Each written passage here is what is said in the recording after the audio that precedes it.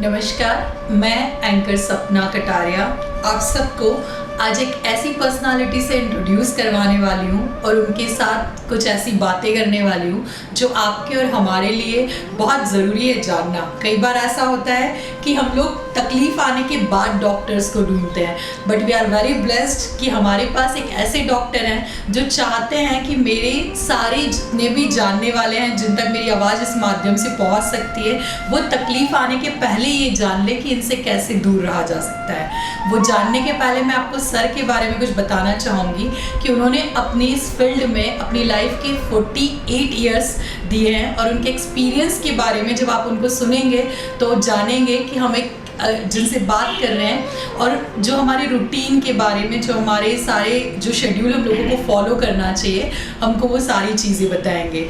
और वो नाम शायद आपके मेरे बोलने से भी समझे हों कि आज हम लोग बात करने वाले हैं डॉक्टर जे देसाई से, जो फर्स्ट सर्जन है बड़ौदा में, जिन्होंने लैप्रोस्कोपी और सर का गिनीज वर्ल्ड ऑफ बुक में भी नाम आ चुका है। और सर के एक्सपीरियंस के बारे में जब हम उनसे बात करेंगे तो उनकी बातों से भी हमको समझेगा कि हम लोग उनसे क्या क्या नॉलेज गेन कर सकते हैं। सो हेलो सर, मेरे साथ साथ हमारे सारे लिसनर्स ये जानना चाहेंगे कि जैसे कहते हैं कि हेल्थ इज़ वेल्थ, तो हेल्थ के एस्पेक्ट पे आप हम लोगों से क्या कहना चाहेंगे? थैंक यू सपना, you have given a wonderful introduction. हम सब्जेक्ट से पहले जो बात करते हैं, ये जो सवाल पूछा है वो बहुत ही इम्पोर्टेंट सवाल है, क्योंकि हमारे पास जब लोग आते हैं तो तकलीफ़ होने के बाद में आते हैं। होने के बाद आने का मतलब है कि वो समय लंबा जाएगा। तकलीफ़ होने से पहले हम ऐसे कैसे दूर कर सकते हैं वो जानने का प्रयत्न करेंगे। अभी हेल्थ के बारे में जो सवाल पूछा है, तो generally we divide the health in two parts. First is the mental health and second is the physical health. In brief I talk about the mental health. आप बोलेंगे मेंटल हेल्थ का मतलब क्या है? मेंटल हेल्थ का मतलब आदमी जो सोचता है, जो पूरा दिन काम करता है, उसके पीछे दिमाग कहीं ना कहीं लगा हुआ रहता है। दिमाग में जो सोच आती है, जैसे वो काम करता है, बिहेवियर है, everything counts on the brain, और उससे जो हमको हेल्थ पे इफेक्ट होता है वो बहुत ही नुकसान करता है। इसका मतलब ये हुआ कि आप सुबह से उठो, हमारे में जो बोलते हैं कि सुबह से उठो तो भगवान का नाम लो पहले, इसका मतलब आपके दिमाग में अच्छे सोच आते हैं, अच्छे विचार आते हैं। इसकी वजह से आपका पूरा दिन अच्छा जाएगा। दूसरी चीज़ है कि किसी का अच्छा करो, बुरा मत करो, भगवान का नाम दो, जो भी काम करो दिल लगा के करो। ये सब कहने का मतलब ये है, वो सालों से चलता है। ये मतलब यही है कि अगर ब्रेन आप अच्छा रखेंगे तो आपका मेंटल हेल्थ अच्छा रहेगा। जितना मेंटल हेल्थ अच्छा रहेगा इतना ही आपका फिजिकल हेल्थ भी अच्छा ही रहेगा। सो हम उसको यहीं बंद करते हैं और फिजिकल हेल्थ के बारे में बात करेंगे। जी सर, तो आपके हिसाब से फिजिकल हेल्थ को फिट रखने के लिए या हेल्दी रखने के लिए क्या रूटीन है जो हम सबको फॉलो करना चाहिए? बहुत ही बढ़िया क्वेश्चन है। यही लोग कंफ्यूज होते रहते हैं कि हमें क्या करना चाहिए। Everybody wants to be physically fit, लेकिन फिजिकली फिट होने के लिए क्या करना चाहिए वो लोगों को पता नहीं है। हर एक का दिमाग अलग होता है, हर एक अलग अलग तरह से सोचते रहते। कोई बोलता है कि सुबह में ये करो, ये करो, ये खाना खाओ, ये बंद करो, कोई मतलब नहीं। You have to understand medically and scientifically कि क्या करने से आपका हेल्थ अच्छा रहता है। अगर हम स्टार्ट करें सुबह से जैसे हम उठते हैं तो उठने के बाद पहला काम क्या करते हैं, उठने का समय क्या होता है, ये भी सब जरूरी है। नींद का समय भी जरूरी है, वो पहले हम उठने की बात करते हैं। By and large everybody should get up between 6-7-7:30 के आजू बाजू उठना ही चाहिए। अनलेस कि आपका प्रोफेशन ऐसा है कि रात को काम करते हैं, वो बात अलग है। हम रूटीन की बात कर रहे हैं। तो पहले सुबह में उठो, तो उठने से पहले काम 2 मिनट 1 मिनट भगवान का नाम लो, पहले बाद में ब्रश कर लो। इसका मतलब क्या है? काफ़ी लोग कहते हैं कि बिना ब्रश किए सुबह में से 1 गिलास पानी पियो, नींबू का शरबत पियो, अदरक का जूस पियो, उसके फ़ायदा ज़्यादा होता है। वो मुँह का पूरा रात का जो चीज़ है वो अंदर पेट में जाए तो तंदुरुस्त अच्छी रहते हैं। नहीं साहब, वो बिल्कुल गलत है। रात को हम जब सो जाते हैं, हमारा जो कंट्री है वो हॉट कंट्री है, it's not a cold country. So hot country होने की वजह से, और बाय एंड लार्ज लोगों दारू कम पीते ही है, लेकिन कम पीते हैं। सो दारू नहीं पीते हैं, हॉट कंट्री है। सो पूरी रात में मुंह के अंदर का जो थोड़ा खाना चिपका हुआ होता है ना, वो सड़ जाता है और सुबह में फाउल स्मेल मुंह से आती है। आप खुद ही सोचो, वो फाउल स्मेल वाला मटेरियल है वो अंदर निकल जाए तो क्या होगा। It is full of certain type of infection जिसको हम मेडिकल भाषा में एच पाइलोरी इन्फेक्शन बोलते हैं, विच इज़ वेरी डेंजरस। एक बार वो लग जाता है तो उसको निकालने के लिए काफ़ी समय चला जाता है और पता भी नहीं चलता है। So first step for the best health, you brush your teeth very well after getting it from the bed. लोग बोलते हैं कि बेड टी ले लो, no, bed tea is a bad tea, so don't take it first. Second part है brush कैसे करने का। लोग जैसे घिसते रहते हैं वो भी नहीं, you move the brush, take advice from a dental surgeon and go accordingly so that the gums are not damaged.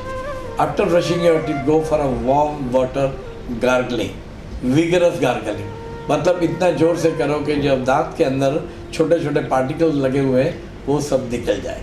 That is part 1। उसके बाद में आता है कि क्या करना चाहिए। एक्सरसाइज करना है तो you can do exercise even before that और after that, whatever is convenient to you. Exercise के अंदर भी आप चलने का करें या व्यायाम करें, वो कैसे का वो बात अलग है, लेकिन everybody should do exercise as per the requirement. वो स्पेशल बात जो सप्ताह जी हमको पूछेगी हम जवाब देंगे, लेकिन अब ये बात करता हूँ कि आपकी जो हेल्थ है, आपकी जो एज है, उसके मुताबिक आपको एक्सरसाइज करना जरूरी है। जो बच्चे लोग होते हैं, एडल्ट तक जाते हैं, उसको they need lots of physical activities, lots of games, outdoor games, indoor games, everything. But after that, you need exercise for your respiratory system, for your nervous system, for your cardiovascular system, for digestive system, skeletal and bones and joints. This is how the body is divided. How the body division is there, we will discuss in the next lecture. अभी इसकी बात करते हैं कि you go for some exercise which gives you physical fitness. मतलब all joints, body is having all joints, so you should go for exercise all different types of joints. That is a different part absolutely, and it should be covered either by the physiotherapist or you can see on YouTube. So joints exercise, muscular exercise and breathing exercise. So one part is covered. उसके बाद हम आगे जानते हैं। तो what about your bath? How you should take your bath? लोग जल्दी में आते हैं, फटाफट 2 मिनट में पानी डाल दिया, स्नान हो गया और जॉब के लिए चले गए। No, you must spare enough time for cleaning your body. अभी ये सवाल उठता है कि कैसे पानी से स्नान करना चाहिए, ठंडे पानी से, गर्म पानी से। काफ़ी लोग हमारे पास आता है, नहीं डॉक्टर साहब मैं तो कोई भी सीज़न हो ठंडे पानी से स्नान करता हूँ। That's a habit, by habit you can do anything, but ideal what is the requirement, बात करने के लिए it should be warm water in routine season. Question is why. So I will give you a scientific answer. क्योंकि जब हम पानी से स्नान करते हैं, पहले साबुन लगाते हैं, इससे जो पोर्स है, डस्ट है, वो निकल जाती है, और उसके बाद हम जो करते हैं वो गर्म पानी की वजह से पेरिफेरल वेसल, मतलब स्किन के ऊपर की जो नलियाँ होती है वो नॉर्मली क्लोज होती है। दूसरा चीज़, पसीने की वजह से वो ओपनिंग सब ब्लॉक्स होते हैं। So by taking warm water bath, you clean out all the perspiration, all the dust particles, and the important point, जो vessels flows रहती है वो गर्म पानी की वजह से ओपन हो जाती है। सो पेरिफेरल सर्कुलेशन, खून ज़्यादा अच्छी तरह से जाता है। So the skin becomes glossy and fine. जो एजिंग इफेक्ट है वो कम होता है, देरी से होता है, होने वाला तो है ही, लेकिन देरी से होता है। और the important point, the peripheral vessels are dilated, so what happens actually, the blood pressure जो है it is maintained very well। तो सप्ताह जी हम ये बात कर रहे थे कि आगे क्या करना चाहिए। मैंने स्नान की बात कर ली कि कैसे नहाना चाहिए। सो ऐसा नहीं है कि आया 2 मिनट में स्नान कर लिया और चले गए। You should take enough time, clean all the joints, that is very important. और मेनली जो एक्सिलरी पार्ट है, ग्रोइन पार्ट है, कि जहाँ पसीने से डस्ट लगा हुआ होता है, वो आप क्लीन करेंगे तो वहाँ फंगल इन्फेक्शन नहीं होता है। फंगल इन्फेक्शन यानी फूक जो बोलते हैं, दराज बोलते हैं, वो हमारे कंट्री में बहुत ही कॉमन है because of the heat. If you take care of this तो ये प्रॉब्लम आपका चला जाएगा माइंड। इसके आगे की जो बात है लंच के लिए, खाने का समय बाय एंड लार्ज है वो फिट रखना चाहिए। अगर if you are taking breakfast, आपका रूटीन कैसा है उसके मुताबिक your food should be divided into 3 parts. सुबह का ब्रेकफास्ट, लंच एंड डिनर। ये पुराने ज़माने से जो चलता है वो बहुत ही बढ़िया टाइम था। हम 24 घंटे को 3 पार्ट में डिवाइड करते हैं क्योंकि रीज़न ये है कि हर 24 घंटे में हमारा जो एसिड है बहुत ही स्ट्रांग होता है। इसका पीएच है इट इज़ करीबन 3। अगर वो ज़मीन पर भी गिर जाए तो उससे ज़मीन का वो मसाला है वो निकल जाता है, तो अंदर होली क्या होता होगा। सो 1.2 to 1.5 litre of strong acid is secreted daily in the stomach. अगर हम खाना खाया 12 घंटे तक कुछ नहीं खाया, बाद में थोड़ा लिया, तो वो अंदर समझने वाला नहीं है। सो एसिड जो सेपरेट होता है वो डैमेज करे। So our food should be divided into 3 part. सुबह का breakfast, lunch and dinner. Breakfast you must take something जो भी आपको जी में अच्छा लगे। सुबह में चाय, दूध, कॉफ़ी आप जो भी ले रहे हैं ले सकते हैं। लंच का टाइम फिक्स रखो या 12, 1, 2 एज़ पर योर जॉब और as per your work schedule. वो खाने में आप टेक फुल डाइट। और तीसरा जो है आप डिनर का टाइम वो भी रख सकते हो, लेकिन उसके लिए रात को 8 बजे के पहले आपका खाना ख़त्म हो जाना जरूरी है। इसलिए कि हम रात को ज़्यादा बाहर नहीं घूमते हैं, घर में बैठे रहते हैं। अभी तो टीवी आ गया, लोग टीवी का शो देखते रहते हैं। सो खाना खाया, टीवी देखा और सो गए तो ऐसे और तकलीफ बढ़ती जाएगी। सो हम उसका टाइम इसके मुताबिक शेड्यूल फिट करते हैं। बाद में जो है वो सोने का समय, उसके पहले जो भी है वो बाद में बात करेंगे, लेकिन सोने का समय आप बाय एंड लार्ज फिक्स रखना चाहिए। फॉर यंग एडल्ट चिल्ड्रन सबका जो टाइम है सोने के लिए वो अलग अलग होता है। बच्चों के लिए स्लीप ज़्यादा होती है, जैसे ही उम्र बढ़ती जाती है वो सोने का समय कम होता जाता है। लेकिन आपकी जो स्लीप है वो साउंड होनी चाहिए और मिनिमम 6 आवर्स होना बहुत ही ज़रूरी है। सो आप जब भी सोने का रखो, सोने की जगह अच्छी रखो, सोने का एनवायरनमेंट अच्छा रखो। It should not be clumsy, it should have good aeration, good environment and clear, so that the sleep is very sound and it gives you physically fit. So इसके बाद जो हम बात करने वाले हैं, सब्दा जी से पूछते हैं कि आगे इसका कौन सा सवाल है, उसका जवाब हम देंगे। Thank you sir. आपकी सारी बात सुन के रियलाइज़ हुआ कि रूटीन और हेल्दी रूटीन में एक बहुत बड़ा सा डिफरेंस है। जो भी आपने बताया, अगर उस रूटीन को फॉलो करें तो ही हम लोगों का रूटीन हेल्दी रूटीन कहला सकता है। सर, रूटीन के साथ साथ मैं आपसे ये जानना चाहूँगी कि जैसे हम लोग आजकल सुनते हैं एसिडिटी, कॉन्स्टिपेशन काइंड ऑफ जो बीमारियाँ आजकल बच्चों से लेके बड़े सब इसी से सफ़र कर रहे हैं, तो क्या ईटिंग हैबिट्स है जो अगर हम लोग फॉलो करें तो इन चीज़ों से दूर रह सकते हैं? बहुत ही बढ़िया क्वेश्चन है। The whole time has change because I have seen the medical scenario of last 50 years. जी, अभी जो समय चल रहा है, बच्चे से लेकर तक बूढ़े तक सभी हरी भरी और करी this things are going on. सभी सुबह से दौड़ते रहते हैं, रोड पर है। बच्चों भी लोग हैं वो 6 बजे से स्कूल जाते हैं और बड़ा बड़ा बैग लेके शाम को आते हैं, यहाँ जाते हैं। So first is the Hari, second is worry, everybody is in high tension. कैसे पैसा कमाने का, कैसे इस्तेमाल करने का, कैसा इधर उधर करने का। वरी हर एक अलग प्रकार की होती है। So second point is a worry and third is a करी इज अगेन वेरी इंपॉर्टेंट। खाना पीना, अभी जो खाना पीना सबका हो गया है वो all different types of disease. अगर हम हमारे ग्रैंडफादर, फादर, मदर को देखें तो बहुत ही सिंपल खाना था। सुबह में अच्छा सिंपल ब्रेकफास्ट किया, लंच में रूटीन खाना, दाल सब्जी रोटी ऐसा, शाम को भी लाइट डाइट, कोई तकलीफ नहीं होती थी। वो लोग सालों तक अच्छी तरह से जीते थे, घी भी खाते थे, मक्खन भी खाते थे, मलाई भी खाते थे। अभी जो हमारा जो समय शुरू हुआ है उससे पहले खाने का डिस्टर्ब हुआ है। सुबह से उठो तो बोलते हैं कि ये मत खाओ, ये मत खाओ, क्या खाने का वो कोई बोलता ही नहीं है। नहीं खाने का लिस्ट लंबा होता है खाने की वजह से। और जो बच्चे लोग होते हैं स्कूल के अंदर भी, उन लोगों का जो खाने का शेड्यूल है वो डिस्टर्ब हो गया है। सो बच्चों को खाने के लिए they must be given good nutritive diet. Nutritive diet का मतलब ये है कि अच्छा कोई भी नरिशिंग पाउडर दे दीजिए, मिल्क दीजिए। Milk is again a problem. See अभी जो पूरा सिनेरियो जो चल रहा है it is because of the adulteration. सभी खाने में, सभी जगह जहाँ भी जाओ, पूरा मिक्सिंग इतना ख़राब हो गया है कि लोगों की हेल्थ बिगड़ती जा रही है।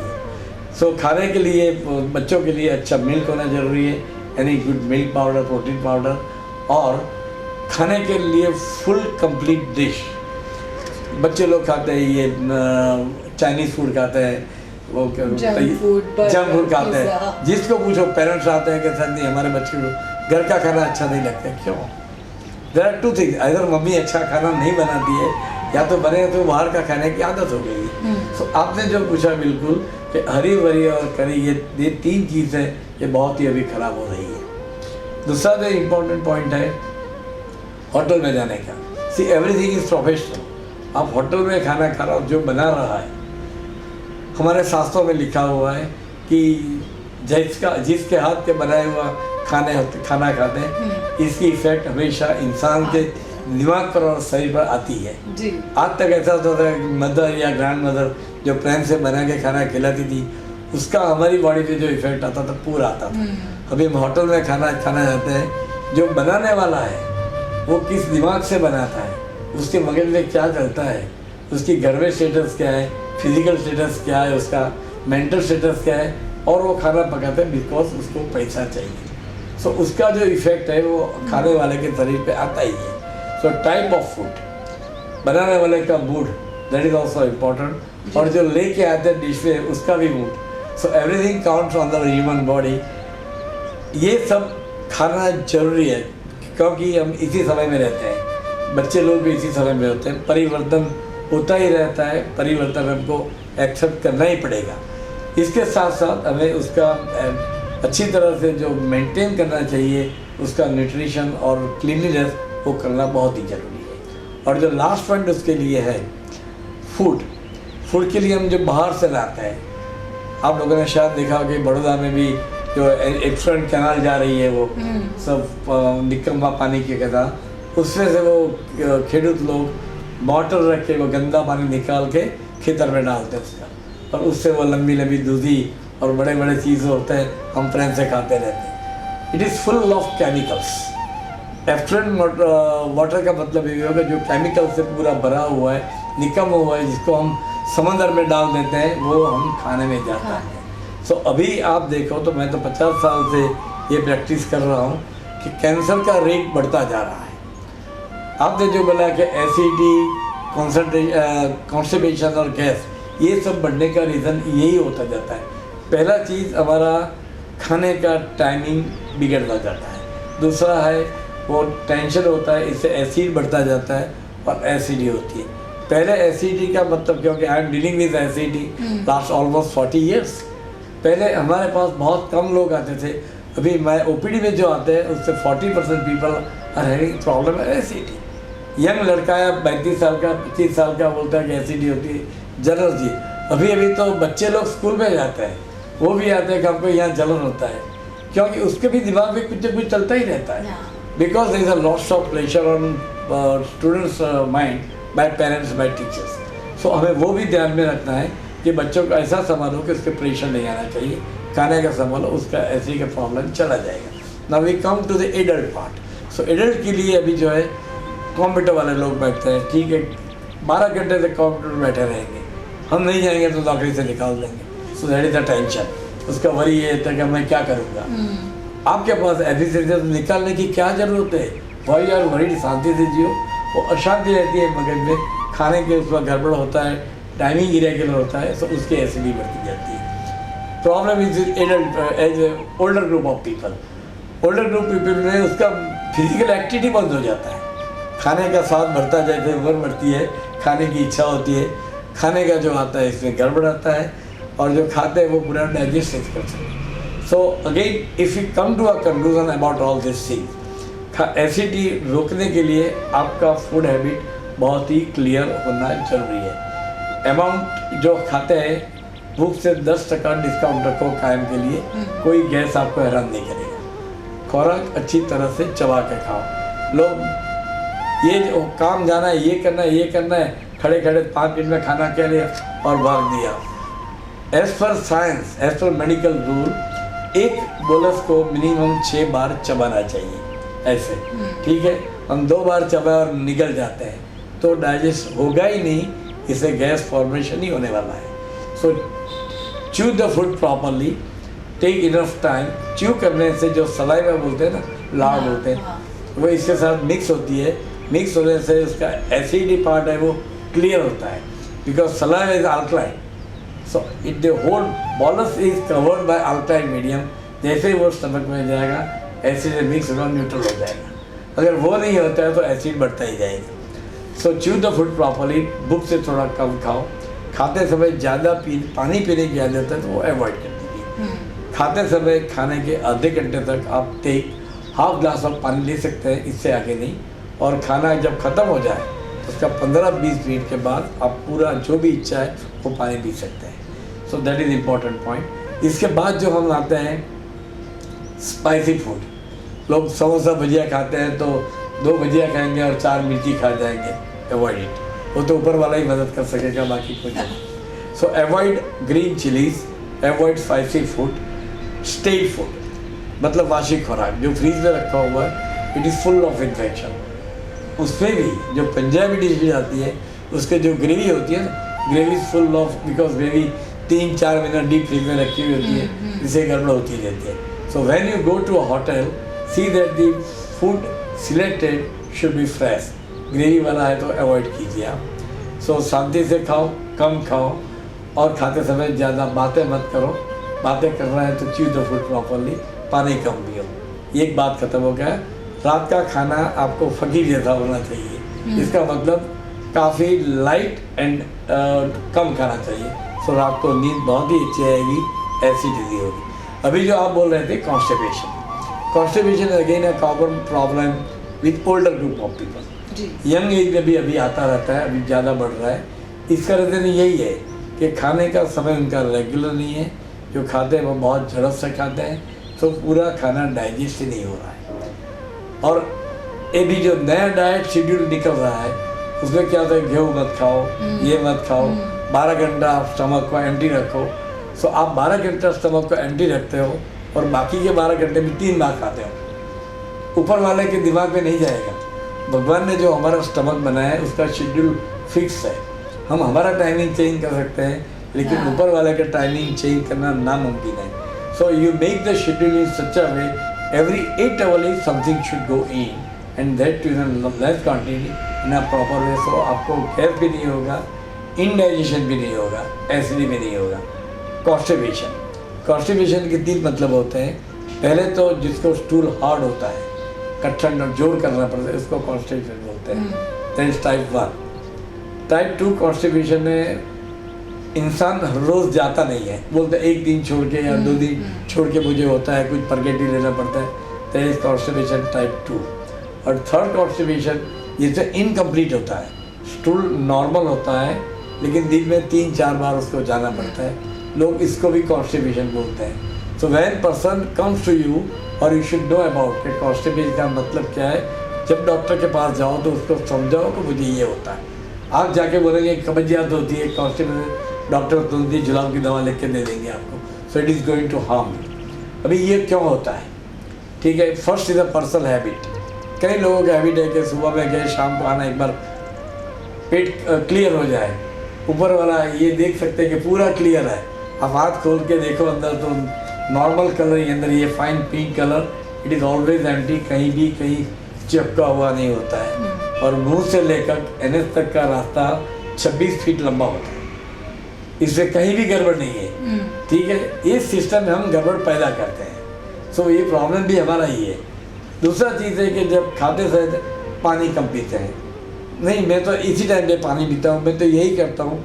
ये सब दिमाग से निकाल दो, साइंस पे भरोसा रखो, मेडिकल साइंस, जनरल साइंस या कन्फर्म साइंस। सो दिन में पूरा करीबन 3 लीटर पानी जाना चाहिए। अगर गर्मी है तो 4 लीटर 5 लीटर तक जा सकते हैं। This is for routine. अभी जो आदमी बाहर धूप में काम करता है, मजदूरी करता है, उसको पानी की ज़्यादा ज़रूरत होती है। जो आदमी रूम पे, एसी रूम में, एसी कार में घर पर बैठा हुआ काम करता है, उसको ही रिक्वायरमेंट अलग है। तीसरी बात है कि लोग जब पानी पीते हैं डर लगता है कि मुझे बाथरूम जाना होगा, कहाँ जाएंगे, सफर नहीं होगी, अभी टाइम नहीं है, कंप्यूटर का ये टाइम चला गया। सो ये दिमाग में घूमता रहता है। So we avoid taking water. So take enough amount of water as per the environment, as per your work. Second is take leafy and liquid diet. दाल में काफ़ी लोग ऐसे हैं कि नहीं, मैं तो सुबह में नहीं खाता हूँ, मुझे तो रोटी सब्जी चाहिए, ये खाए, और मैं सिर्फ सलाद ले लेता हूँ। ऊपर वाला उसको समझने वाला ही नहीं है। यू नीड कंप्लीट डाइट, भले ही थोड़ा खाओ कम खाओ, एब्डोमेन को स्ट्रेन मत दो, लेकिन जो डाइट है उसमें लिक्विड टाइप का खाना जरूरी है। जो हमारा रूटीन है, डाइटरी शेड्यूल है, इसमें वो दाल देते हैं, फिर रसा वाला सब्जी है, दूसरा सब्जी है, दही है और राइस है। इसका मतलब इट इंक्लूड्स एवरीथिंग। रोटी बाकी जो भी खाना है खाओ, दाल खाओ, दही लो, ये लो, सो इसके साथ आपका लिक्विड आ ही जाता है। काफ़ी लोग खाने के बाद छाछ पीते हैं, that is also very good. दही छाछ के अंदर जो ऑर्गेनिज्म आते हैं, लैक्टोफेरस बैसिलस बोलते हैं, same organisms are there in normal intestine. वो बहुत ही जरूरी है हमको जीने के लिए। But if you take sour curd, मतलब खट्टा दही लेंगे, then it will harm you. आपको दही अगर अच्छा दही है, मोड़ा दही है, छाछ है, it is going to help you. That will also again relieve your constipation, acidity जाएगा।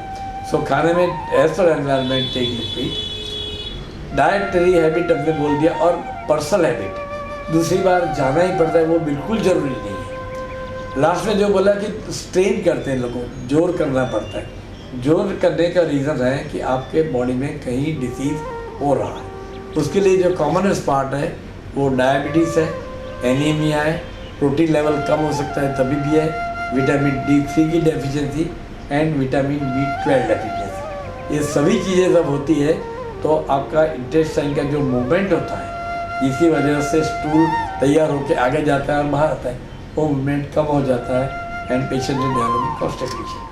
सो खाने के लिए आपका रेगुलर टेस्ट करवाते रहिए, B12 D3 जो भी है वो करेक्ट कीजिए, enough amount of liquid, type of diet which I talk to you. इतना अगर ध्यान रखते हैं तो कॉन्स्टिपेशन का प्रॉब्लम होगा ही नहीं। इसके बाद भी अगर आपको ये रहता है तो खुद डिसाइड मत कीजिए और उसका दवाई मत लीजिए, go to a doctor, get yourself investigated and go ahead. क्योंकि कब्जियत होने की शुरुआत होती है तो उसके भी काफ़ी डिसीज़ होता है।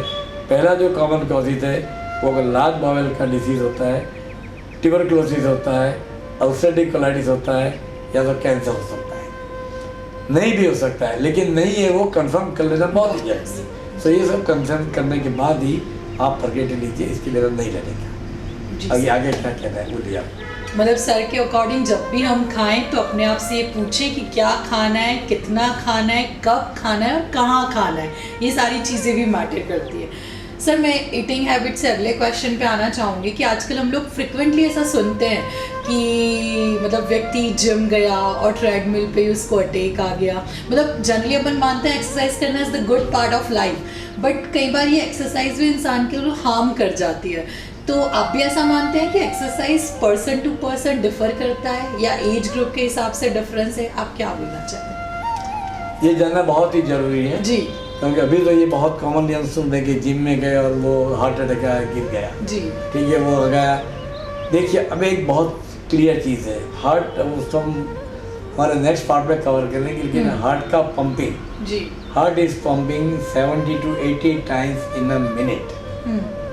आप उसको 24 घंटे, मिनट को उसको 1 आवर में कर मल्टीप्लाई कीजिए, फिर 24 घंटे में 30 दिन में 12 महीना, और आप जब तक जीते हैं मतलब 75 years. Means heart is pumping more than 30 crore time. ऐसा कोई भी पंप दुनिया में किसी ने नहीं बनाया कि जो इतना टाइम कंटिन्यूस पंप करता रहता है। Whether you sleep, your physical health is, I mean physically you are down, मगज आराम करता है लेकिन हार्ट चलता रहता है। ठीक है, हार्ट फेल कैसे होगा जी, हो ही नहीं सकता है। उसके लिए हम खुद ही जिम्मेदार हैं। अभी जो आप कसरत की बात करते हैं तो इसमें ऐसा है कि एज के मुताबिक कसरत अलग अलग होती है। Secondly, how you are planning for your health. If you are body builder, wrestling के लिए जाना है, कहीं मिलिट्री में जाना है, the type of exercise is different. If you want a leave routine life, executive काम है, तो उसके लिए मारा मारी के लिए जाना ही नहीं है, उसको फ्रंट में नहीं जाना है, तो उसको बॉडी बिल्डअप की ज़रूरत ही है। उसको इतना ही एक्सरसाइज की ज़रूरत है कि he should be comfortable till he use in a fine way. You should be able to do his work very well. So बच्चे लोग को तो सवाल उठता है, वो बात अलग है, क्योंकि स्कूल में खेल कूद सब कराते रहते हैं। So for all children, again I repeat, इसलिए कि अभी बच्चे मोबाइल लेकर बैठ जाते हैं, माँ बाप को कहीं जाना, हाँ जाना है तो बोलता है बेटा ले लो मोबाइल, तो देखता रहता है, क्या देखता है वो तो ऊपर वाला जाने, लेकिन वो मोबाइल देखता रहता है, माँ बाप अपने काम में बिजी रहते हैं, तो उससे उसका एक्सटर्नल एक्टिविटी खत्म होता जा रहा है। तो बच्चों को आप देखो जो एक्सटर्नल गेम का पार्ट है वो अभी खत्म हो रहा है। सो बच्चों को उसके मुताबिक सिखाओ कि बच्चा है he should take part in all the games, he should do certain type of diet, certain type of physical activity and exercise. अभी हम एडल्ट की बात करें तो मैंने बोला कि जैसा कि उसका काम है उसका मुताबिक उसको एक्सरसाइज करनी जरूरी है। लेकिन वार्म अप जो बोलते हैं इसका मतलब क्या हुआ कि हम रात को सो जाते हैं तो कोई जॉइंट हिल नहीं रहा है, सब सोते रहते हैं, मतलब पूरा मसल्स जॉइंट स्टीफ हो जाता है, सो भी मज़ा नहीं आता है, ऐसा करते हैं, मतलब जॉइंट्स आर स्टीफ। तो उसके लिए ऑल जॉइंट एक्सरसाइजेज रिक्वायर्ड। जैसे आप एक्सरसाइज करते रहेंगे तो ये जॉइंट आपके हो जाएंगे, ये joint, you do all joint exercise. सवाल अभी है कि जिम में क्या करने का। सो जिम में जो करना है हमारे मसल को स्ट्रेंथ करने का है, क्योंकि muscles are required for doing all types of activity. हमको क्लाइंबिंग करना है, कुछ खेलना है, तो we need strong muscles. Joint की एक्सरसाइज हम घर पे भी कर सकते हैं, लेकिन मसल की एक्सरसाइज हम जिम में जाए तो डिफरेंट टाइप्स ऑफ मशीन्स आता है, डिफरेंट टाइप्स ऑफ मसल्स आते हैं। So as per the trainer you have to talk to the person कि this is my job, this is my business, these are my hobbies, these are my habits। उसके मुताबिक he has to design कि which type of exercise you need for which muscles। सभी muscles का हो ही नहीं सकता है, ठीक है, किसी का थाई का है, काफ का है, एब्डोमेन मसल्स है। अनदर पॉइंट, जिसका वेट ज़्यादा है उसको वेट कम कर रहा है तो उसके लिए एक्सरसाइज अलग होती है। सो जिसका जिम्नास्टिक के अंदर जिसके लिए जिम्नास्टिक करना है, ठीक है, उसके लिए एक्सरसाइज अलग होती है। ऑल बॉडी मसल, फैट लोगों के लिए कहाँ फैट इकट्ठी हुई है उसके लिए एक्सरसाइज करनी है, रूटीन एग्जीक्यूटिव डे के लिए उसके रूटीन मसल करना है। और जो ओल्डर ग्रुप पीपल है, एक्सरसाइज का पावर और टाइम यंग मतलब 20 to 40, 40 to 50 और 60 and 60 ऑनवर्ड सबका अलग है। Type of exercise is different, time is different, duration is different. So ऐसा नहीं कि आप एक्सरसाइज करते जाओ कुछ भी होता है, वो जिम वाला बोले नहीं मैं बैठा हूँ ना करो, फिर वहाँ बैठा ही रहेगा और हाथ बंद हो जाएगा। So it should not happen. So in short that should be the discussion between the gym वाले पर्सन और द पर्सन की क्या करना चाहता है, एज है, कैसा बिजनेस है उसका, कैसा फिजिकल फिटनेस है, बाद में इशू हो। Thank you sir. बट और भी बहुत कुछ है जो हम सबको जानना है, पर इसके बारे में हम लोग और फिर बात करेंगे। But last but not least कि मुझे आपसे ये जानना है कि एट द एज ऑफ 75 आपका फिटनेस मंत्र क्या है? बहुत ही डिफिकल्ट क्वेश्चन। ठीक है, first is a family factor. In my family everybody was read about 90 years of age, right. Almost everybody was fit. मेरा फिटनेस का मैं बोलूँ आपको, फर्स्ट ऑफ ऑल मैंने पहले शुरुआत में बोला कि mental health. So mental health plays a very very major role, very very major role. So मैं जब तक मेरी जात को मैंने अप्रिशिएट नहीं कर रहा हूँ, लेकिन मैं जब समझने की बुद्धि आई तब से आज तक मैंने किसी को नुकसान करने का प्रयत्न नहीं किया। When I was student even in the school, primary school, तब से भी मैं मुझको जो आता था वो सबको सिखाता था। I was ranker through out, ठीक है। सो जो बीच में रिसर्च भी होती थी ना, उसके अंदर मैं जो उसको नहीं आता है science mathematics, so I used to teach them ऐसे। मुझको मज़ा आता था कि वो सीखते हैं, उसका भी मार्क अच्छा आता है। फॉर ऑल गेम्स ऑल्सो मेरे पास जो गेम है वो सबको देता था, साथ में बैठ के खेलते रहते थे। फिर जो भी फ्रेंड्स है उससे कुछ छुपा नहीं करी। जो अभी क्या हो रहा है कि जो रैंकर होते हैं ना, वो सोचेंगे कि अगर मैं सिखा दूँ नॉलेज, तो दूसरे तीसरे नंबर पर सिखाएगा नहीं जी, उसको डर लगता है कि ये पहला आ जाएगा, मैं दूसरा चला चुका। वो कभी सोचना नहीं चाहिए। अगर आप में ताकत है तो आप वर्क करो, पहले नंबर चालू रखो। अगर दूसरे वाला में ताकत है तो वो आगे जाएगा। समय बदल रहा है, लोग किसी को नीचे पाड़ के ऊपर जाते हैं, लेकिन वो बहुत छोटी सी चीज़ है। सो पहले you keep your mental status free and fine. किसी का बुरा मत सोचो, ट्राई टू हेल्प एवरीवन। अभी भी जो हम बात कर रहे हैं, मैं इसीलिए कर रहा हूँ कि routine public should know this, everything will be on the YouTube with in a short time. तो अभी लोगों का जो प्रॉब्लम है जो डॉक्टर के पास एडवाइस देने के लिए जाते हैं, पैसा देते हैं, डॉक्टर को टाइम नहीं है, पूरा पेशेंस नहीं होता है, यही चीज़ हम लोगों के पास भेज रहे हैं ऐसे ही, ठीक है। सो पहले हमारा मेंटल स्टेटस बहुत अच्छा होना जरूरी है।